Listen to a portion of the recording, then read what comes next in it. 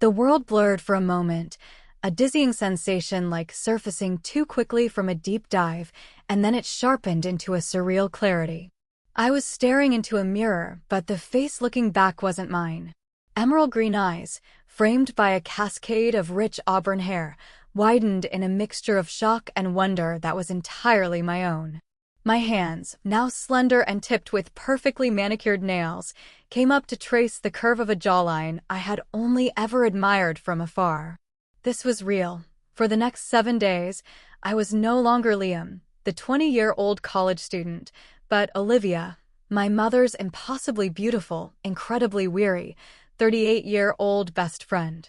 Our story, this bizarre and wonderful secret, didn't begin with a flash of magic, but with the quiet desperation in a woman's eyes.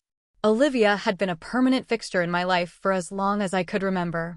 She was the whirlwind of bright laughter and warm hugs at every family barbecue, holiday gathering, and the countless girls' nights with my mom that inevitably turned into sleepovers during my childhood. She was, for all intents and purposes, my aunt. Now, at 38, the vibrant energy that had once defined her had dimmed, eroded by the harsh realities of a life that seemed determined to break her spirit. A messy divorce 3 years prior had left her as the primary caregiver for 2 teenagers on the cusp of their own tumultuous independence. Her ex-husband, a man who seemed to thrive on creating chaos, was a constant, draining presence. On top of it all, her aging parents were leaning on her more heavily with each passing year, their needs adding another layer of responsibility to her already overflowing plate. Her career as a dedicated nurse, a demanding and emotionally taxing profession, was the relentless backdrop to her personal struggles. She was drowning in the sheer weight of her obligations, and I was the unlikely witness to her slow descent. The turning point came 6 months ago, during my spring break from college. My mom was out of town visiting my aunt, leaving the house in a state of unusual quiet. Olivia came over to use our pool, a temporary refuge while hers was undergoing repairs. She floated aimlessly on a lounge chair, the afternoon sun highlighting the deep-set lines of exhaustion etched around her eyes. She spoke of a profound weariness, a bone-deep fatigue that went beyond simple lack of sleep. It was a longing for a time when her life was her own, when she could be spontaneous and carefree without the crushing weight of consequence. It was then, in a moment of raw vulnerability, that she told me about the ring. She retrieved it from her purse, a simple, antique-looking silver band that seemed to hum with a secret energy as she turned it over in her palm. "My grandmother left me this," she explained, her voice barely a whisper, as if she were afraid of being overheard. She always said it was magic, a family heirloom with a strange and specific purpose. I chuckled, assuming it was a figure of speech, a whimsical way to cope with the overwhelming stress. "What kind of magic?" I asked, playing along. Her gaze met mine, devoid of any humor, utterly serious. "Body swapping," she said, the words hanging in the still, heavy air between us. She called it a reversal ring. I stared at her, the laughter dying in my throat. She explained that her grandmother's stories, which she had recently started researching online out of sheer desperation, spoke of the ring's ability to switch 2 individuals' consciousnesses for a short period. The conditions were specific and unyielding. It only worked between 2 people who shared a strong, pre-existing emotional bond and, crucially, who both genuinely desired something the other possessed. The swap was temporary, a magical reset designed to offer perspective, not escape. "I'm so tired of being me, Liam," she confessed, her voice thick with unshed tears. "I look at you, with your whole life ahead of you, no real worries, just freedom. I miss that feeling more than I can possibly say." She quickly looked away, a flush of deep embarrassment creeping up her neck. "I'm sorry. That was insane. Forget I ever said anything." But the seed had been planted. Her impossible, crazy idea had taken root in the fertile ground of my mind, and it refused to let go. For years, I had harbored a secret, all-consuming crush on Olivia, and the thought of being closer to her, of understanding her on a level no one else could, was a temptation too powerful to ignore. I couldn't forget it. The word insane didn't even begin to cover it, Yet the possibility had burrowed into my thoughts with an unshakable intensity. That night, sleep was a lost cause. I lay in my bed, the familiar shadows of my room feeling alien, my mind racing with the implications of Olivia's desperate confession. The image of her, so defeated by the pool, was seared into my brain. Driven by a mix of concern for her and an electrifying curiosity I barely understood, I found myself in front of my laptop, the screen's glow a stark white in the darkness. My fingers flew across the keyboard, typing reversal ring, body-swapping heirlooms, and a dozen other variations into the search bar. I expected to find nothing, perhaps a few fantasy role-playing forums or cheesy movie plots. Instead, I descended into a digital rabbit hole of obscure mythology, folklore archives, and cryptic personal blogs. There were stories, fragmented and often dismissed as fiction, but eerily consistent. They spoke of artifacts that could temporarily exchange the souls of two willing participants, always mentioning a strong emotional connection as the catalyst and a period of recharging as a necessary limitation. The accounts were from different centuries, different cultures, but the core elements remained the same. It was unbelievable, and yet, the more I read, the more a wild, improbable hope began to bloom in my chest. The next morning, I found Olivia in the kitchen, nursing a mug of coffee with both hands as if it were a lifeline. She looked up as I entered, her expression guarded, a deep-seated mortification in her eyes. The easy camaraderie we'd shared my entire life had been replaced by a fragile, awkward tension. I knew if I didn't say something, the moment would be lost forever, sealed away as a bizarre, stress-induced hallucination. "I've been thinking about what you said," I began, my own voice sounding distant. "About the ring." She flinched, pulling the mug closer to her chest like a shield. "Liam, please." I was just venting. I was exhausted and talking crazy. "I shouldn't have put you in such an awkward position. Just forget it." "But what if I don't want to forget it?" I pressed gently, sitting across from her at the kitchen island. What if I wanted to try it?" She stared at me, her green eyes searching my face for any hint of a joke. When she found none, her expression shifted from embarrassment to utter disbelief. "Are you serious?" "Liam, this isn't a game.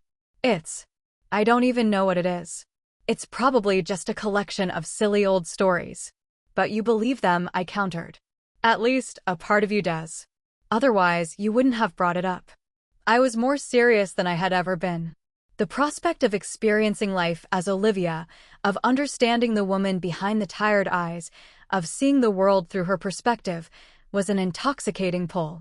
The crush I'd nurtured for years was a significant part of it, a secret engine driving my desire, but it was more complex than that. I genuinely wanted to help her. I wanted to give her the break she so desperately needed. "Why?" she asked, her voice soft and laced with suspicion. "What could you possibly get out of this?"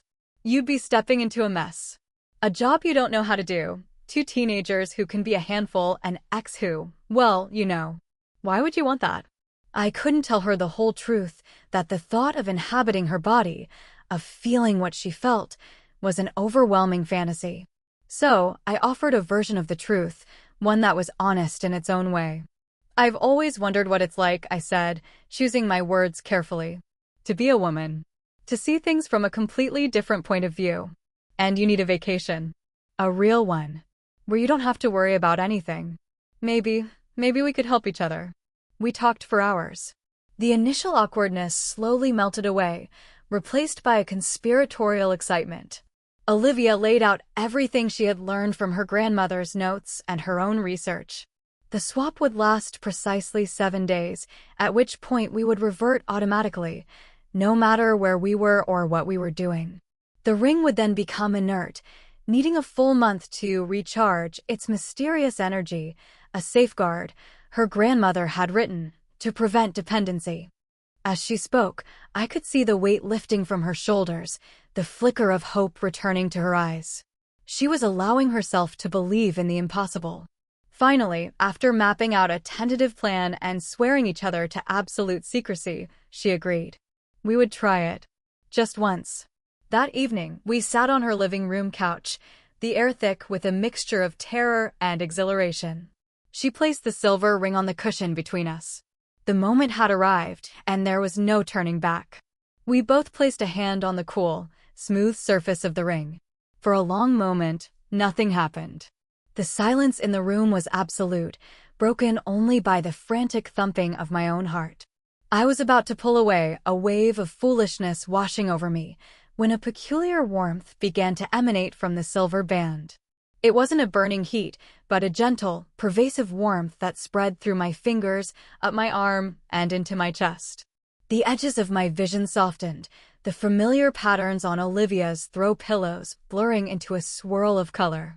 It felt like sinking into a deep, warm bath, a sensation of being unmoored from my own physical form.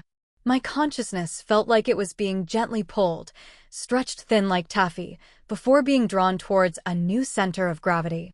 The experience was less a dramatic transformation and more like the final, fleeting moments before sleep, a dizzying kaleidoscope of disconnected memories, mine and, impossibly, hers, before everything went dark. When my eyes fluttered open, the first thing I registered was the scent. A subtle, intoxicating mix of vanilla and sandalwood that I had always associated with Olivia. It wasn't just in the air, it was coming from me. I was lying back against the couch, but the angle was all wrong. My center of gravity was different, and I was acutely aware of an unfamiliar weight on my chest and the soft brush of long hair against my cheek. I sat up slowly, a motion that felt both alien and strangely intuitive. My gaze fell upon her hands, resting in her lap. They were slender, graceful, with pale, unblemished skin and nails painted a soft, neutral pink. I flexed the fingers, watching them move with a sense of profound dislocation. This was real. Across the room, my body, Liam's body, began to stir. It pushed itself up, its movements clumsy and experimental.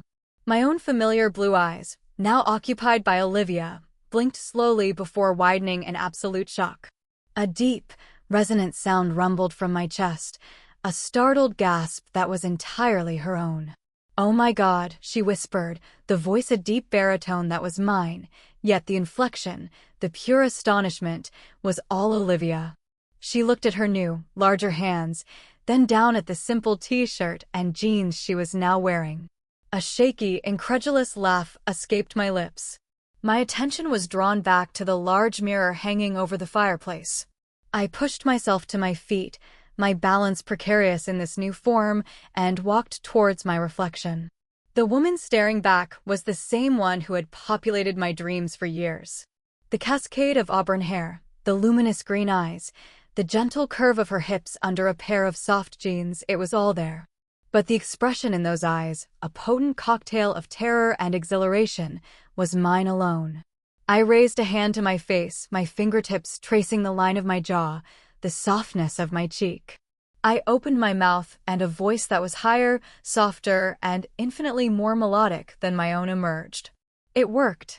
The initial thrill was a powerful, intoxicating wave.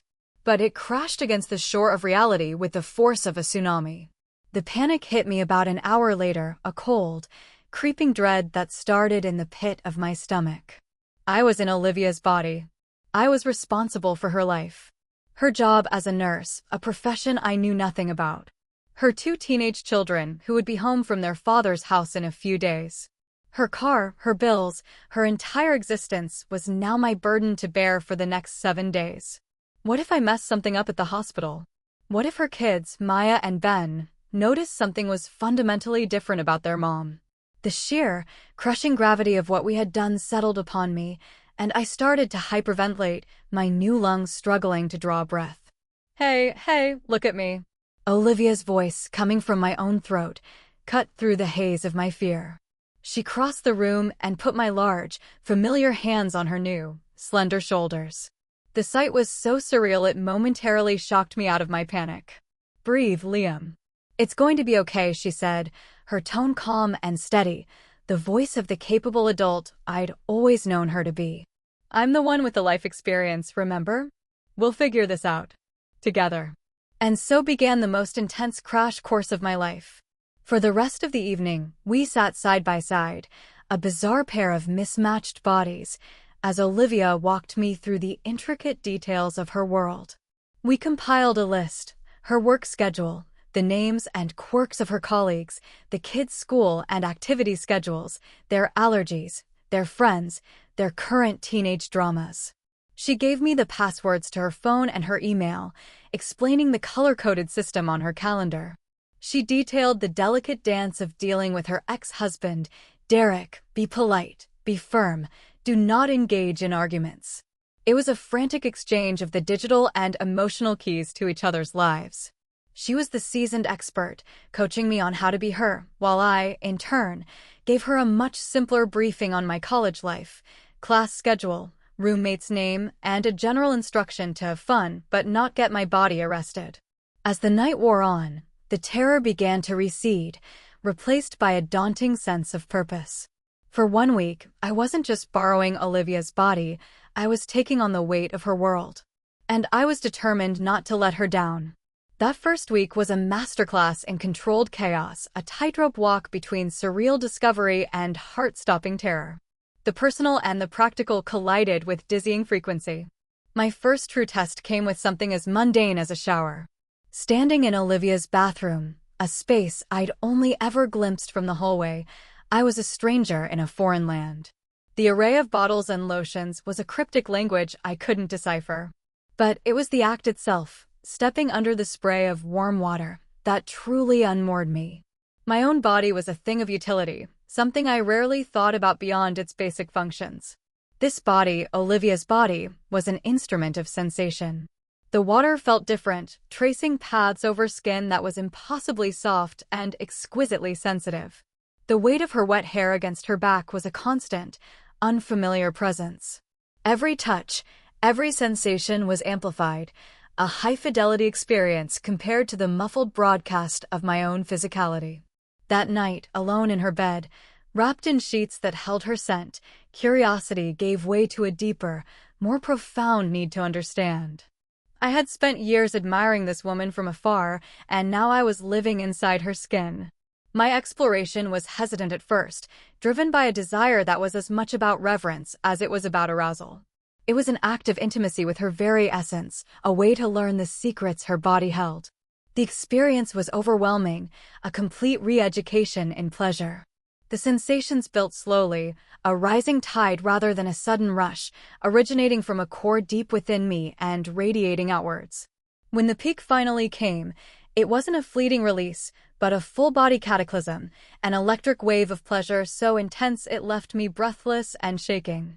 I felt a phantom echo of her, of the woman I was inhabiting, and in that moment, the lines between my admiration for her and the physical reality of being her blurred into something sacred and profound. Navigating her daily life was another matter entirely. Olivia, with incredible foresight, had rearranged her schedule so that her first few days of the swap were filled with administrative tasks and paperwork at the hospital, minimizing patient interaction. Still, walking onto her floor, dressed in her blue scrubs, was one of the most terrifying moments of my life. I moved through the day in a haze of adrenaline, relying on the detailed notes she had left me, nodding and offering vague, supportive smiles to her colleagues, and praying no one asked me a complex medical question.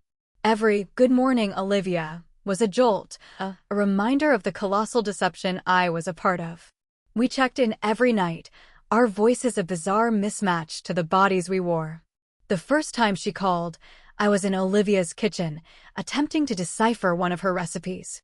"So, how's the real world?" she asked, her voice a familiar, deep rumble that vibrated through the phone and into my ear. It was surreal, hearing my own voice so full of life and carefree energy. I could hear music and laughter in the background. Terrifying, I admitted, my new, softer voice filled with a weary honesty.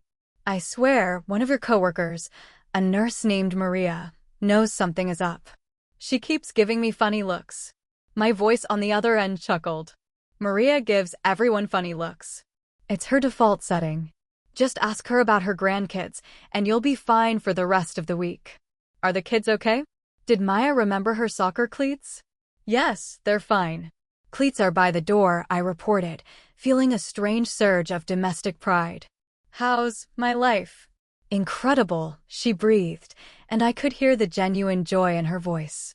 I went to a party with your roommates last night. We stayed out until 2 a.m. I'd forgotten what it felt like to just dance without worrying about getting a babysitter or being up for a 6 a.m. shift. Oh, and I aced your midterm for that history class. Don't worry, I studied your notes. We talked for an hour, a lifeline in our separate, swapped realities. She was my coach, my confidant, the only other person on the planet who understood the beautiful, terrifying madness of our situation. When she talked about my body, it was with a sense of detached amusement. It's so much simpler, she'd mused. Everything is straightforward. And the energy. I feel like I could run a marathon. After we hung up, I sank onto her couch, the exhaustion of the day settling deep into my bones. It was more than just physical fatigue, it was the mental load of constantly being on, of performing the role of Olivia. And yet, beneath the fear and the exhaustion, something else was taking root. Being in her body felt right. Not just the physical pleasure, but the entire experience. The way I moved, the way I interacted with the world, the quiet competence I was beginning to feel as I managed her household. When we switched back, I knew I would miss this. The thought struck me with surprising force. It wasn't just a fun experiment anymore. I was starting to feel more at home in Olivia's skin than I had ever felt in my own. The return was as disorienting as the departure. There was no gentle warning, just an instantaneous, jarring snap back into my own skin. One moment, I was asleep in Olivia's bed, wrapped in her silk pajamas. The next, my eyes opened to the familiar sight of my college dorm room ceiling. The lingering scent of vanilla and sandalwood was gone, replaced by the faint, less pleasant aroma of my roommate's leftover pizza. A profound sense of loss washed over me. My body felt heavy, cumbersome, and alien. I missed the grace, the sensitivity, the simple rightness of being Olivia. The week had felt like a lifetime, and now it was over, as ephemeral as a dream upon waking. Later that day, Olivia came over. The change in her was staggering. The deep-set lines of fatigue around her eyes had softened, and the constant tension she carried in her shoulders was gone. She looked rested, vibrant, and years younger. A genuine, unburdened smile reached her eyes as she looked at me. "How do you feel?" I asked, my voice sounding rough and unfamiliar to my own ears. "Like I just had the best vacation of my life," she said, sinking into the armchair opposite me. "Like I got to be myself again, the version of me I thought was gone for good." Liam, that was exactly what I needed. More than I even knew. It was in that moment, seeing the profound relief and rejuvenation in her, that she proposed the unthinkable. "What if," she began, her tone hesitant but hopeful, "what if we made this a regular thing?" My heart leaped. "You're serious?" "Once a month," she laid out. 1 week. I get a real break, a chance to recharge my batteries and not be mom or nurse or daughter for a little while. And you get to continue your perspective project. She looked at me, a knowing glint in her eyes, and I knew she understood it was more than just a project for me. "But there has to be a rule," she added, her expression turning serious. 100% honesty. No secrets about what we do, who we see, anything. We're living in each other's skins. We need to have total trust. No judgment. I agreed without a second's hesitation, even as a knot of nervousness tightened in my stomach at the thought of confessing the depth of my explorations. Over the next few months, our bizarre arrangement settled into a comfortable and efficient routine. The week leading up to each swap became our briefing period. We'd have long phone calls or meet for coffee, where she would download me on the minutiae of her upcoming week, a parent-teacher conference for Ben, Maya's soccer tournament, a tricky situation with a patient at the hospital.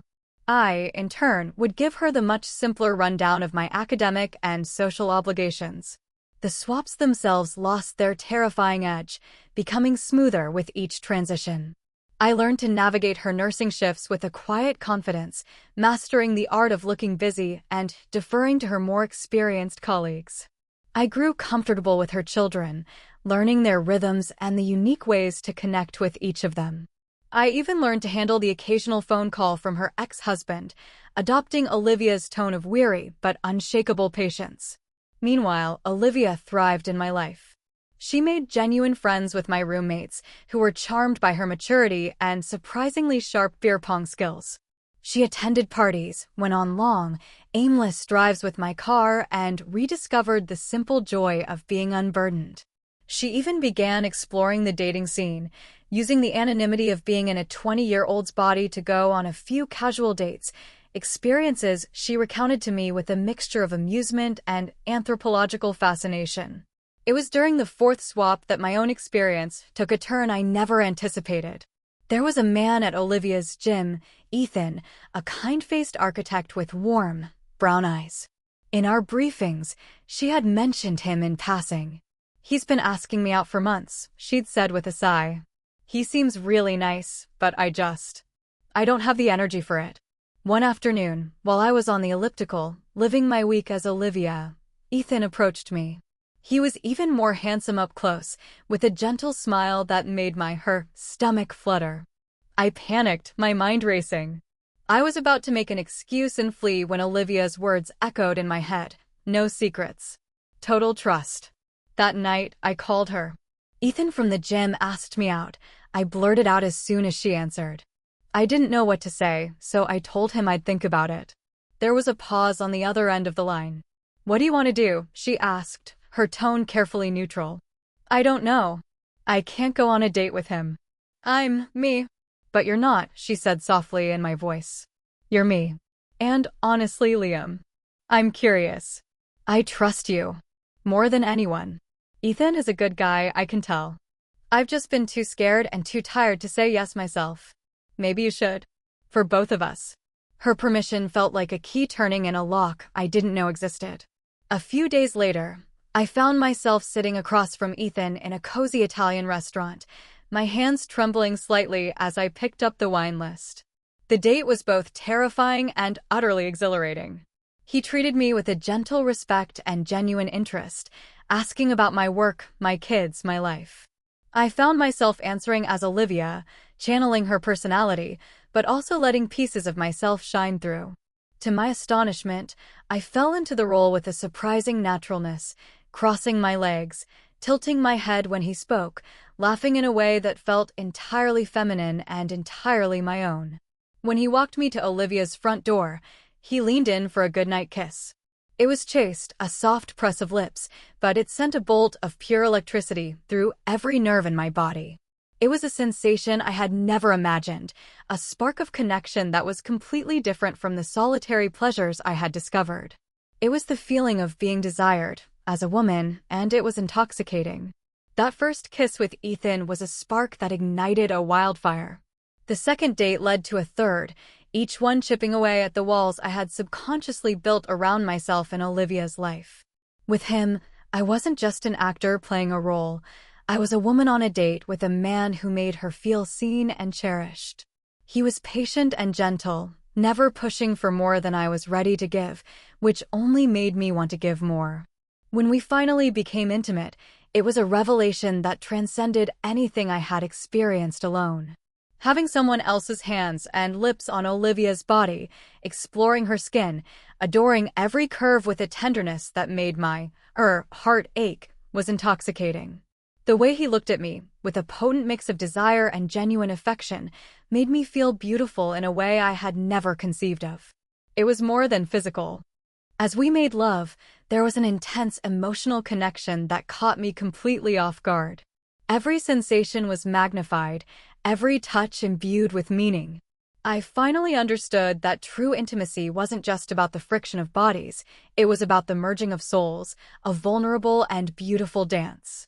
In Olivia's body, with this kind and attentive man, I felt a sense of wholeness, of completion, that I had never known in my own life.